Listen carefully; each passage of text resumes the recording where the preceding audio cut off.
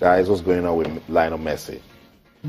Yeah, I mean, Messi is back, right? I mean, we expected him to be back. Yeah, we said it. We didn't think he was going to stay away from international football for so long, but he's back now. He's supposed to play qualifier for Argentina, but apparently his hamstring is a bit worrisome at the moment. Well, it's a good one, though. Lionel Messi, as will I say, attend his decision around to come and play for Argentina in that one. Eduardo would definitely have something key going for. But without Lionel Messi in the qualifiers, they would be playing over the weekend. They've got a lot of Arsenals that can fit into that position. Yes, Sergio Aguero might be missing for Manchester City for the next 1 or 2 games, but he would be available for Argentina going forward and some other key players. So without Lionel Messi in that game, you expect Argentina to still get the job done with a crop of players. But it's a good thing. He's back in further games. He would be able to assist. Yeah, so it shouldn't be a major drama at all if Messi doesn't end up playing this game. It's a sore hamstring, and so if the medical team says, okay, Messi, let's rest you for this particular game, I don't think Argentina should have I don't think they should have a problem. They've got an Angel that can still play from that position and some other key players. So is there. Yeah, they've got lots of players that can fit in. Okay, quickly, let's go from Messi to someone that says he's going to retire at the end of the World Cup in Russia. That's in 2 years' time. That's Wayne Rooney, England captain, highest goal scorer. And he says he's had enough. After Russia 2018, I'm done with the national team. Well, after you take the names of Bobby Charlton and some other key players that played for England, you definitely want to bring in Wayne Rooney into the frame, Steven Gerrard, and also some other key players that played in the squad. Wayne Rooney retired the next 2 years. I think he has paid his dues with the Three Lions. He's done a lot. Yes, he has never won the World Cup with the Three Lions, which we know the reason why. But I still think for the Three Lions, he has done a lot. So retiring the next 2 years, let's wait and see. Maybe they would be able to sneak in something with Wayne Rooney before he retires. Okay, 2018, I was thinking that Wayne Rooney can still do 1 or 2 things for England. After 2018? Yeah. But I don't think so. I think you look at the Three Lions, they've got good players growing up right now that can fill into that position. So Wayne Rooney, for me, maybe just go to China or see if he can take up a coaching coach. Yeah, I mean, Austin, you know what I say about knowing when to quit. I mean, as a sportsman, you need to know when to just call it quits and move on with your career. And besides, if he retires from England duties, I imagine it's going to prolong his club career as well. So the same players, once they quit international football, it helps them, stay longer. So he can go to either Qatar or China. Whatever. It's going to prolong his club career. I don't think he's going to be playing for Man U in the next couple of years. What if he just wants to end his career there? Yeah, that's possible as well. Exactly. So he can decide to retire altogether because he's already he's talking about doing his badges already, coaching badges. So imagine we're Rooney on the sideline. Rooney, that's a coach, and the player is not listening. Imagine that. That'll be a sight to behold. Okay, let's take a look at what the papers are saying briefly before we'll take a breather. I'm sure everyone is talking about the Super Eagles and the game against Tanzania. But let's get you talking, Joseph. The new technical advisor, he has seen his team. What do you think, this new team?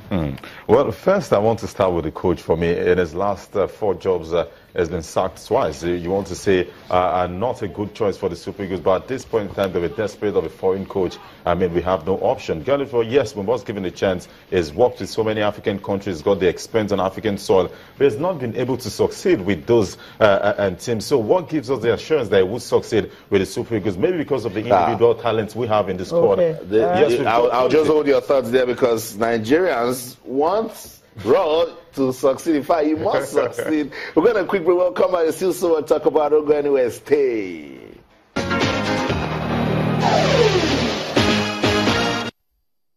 Welcome back. It's Sports This Morning on Channels TV. You can be part of the conversation on Twitter, Channels_Sports, Facebook, Channels FM Sports. Let's go to the papers now. Front page of the Complete Sports.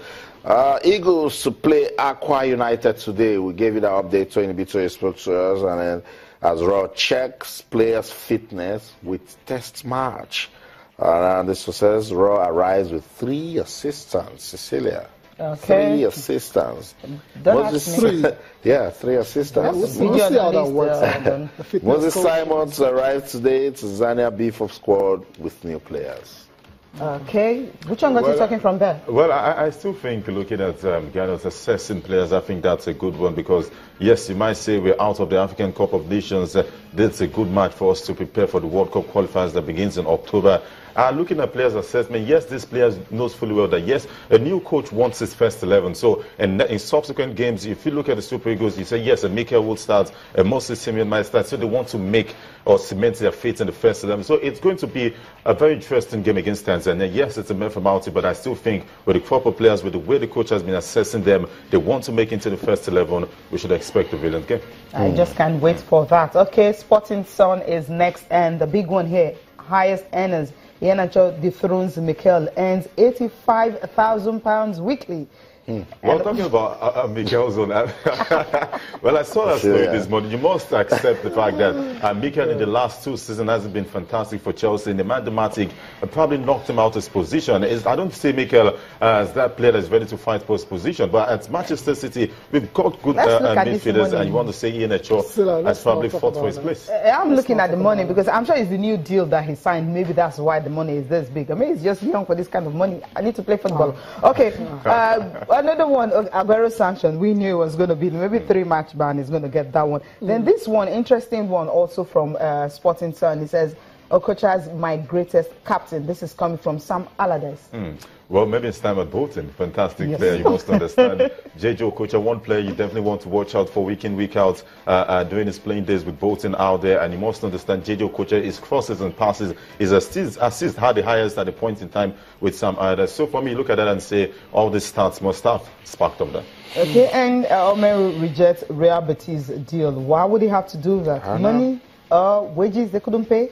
Well, at the point in time, it was about moving to Kasımpaşa in Turkey. £15,000 was what he asked for a week. And they said, yes, we can't pay such amount for a player like Kenneth Tomori. But you ask yourself, are they right or wrong? They're right as far as I'm concerned. Kenneth, for me, hasn't stood his ground. At the point he was loaned to some clubs in the Championship, can't remember at this point in time. Did he play first team football with them? No, I was the answer. Out of 38 games, he managed 5. So you must look at it and say, before they spend the money, you must... At that time. It might be injury, but he had some couple of games, didn't shine in those games. So for me, Kenneth deserves less. Okay, deserve less than that. Okay. Yeah, let's go straight to Sports and Life. Yeah, we'll just round up the papers on Sports and Life. Still about Kelechi Iheanacho, about being the highest paid Nigerian. We talked about that already, but let's go to this one. Transfer season, transfer deadline day. And yesterday, Arsenal completed the signing of Lucas Perez and Squadron Mustafi. I mean, this transfer window alone, Arsenal have spent £96 million. I think it's time to cut Arsene Wenger some slack. I mean, it seems to have done the business for the Gunners this time around. It's time to cut him some slack because he has spent money, but has it bought the right players in their position? That's a big question. Granit Xhaka, for me, a great player, no doubt about that. But Barcelona last season was fantastic. But to Arsenal, I think it's a total waste because we've seen him play a couple of games. Can he adapt that easily? It's not, is it still early days? We should still give him some time. Yes. But talking about Mustafi, we know Parmed Seka and Gabriel Paulista are out right now. It would be a good cover-up.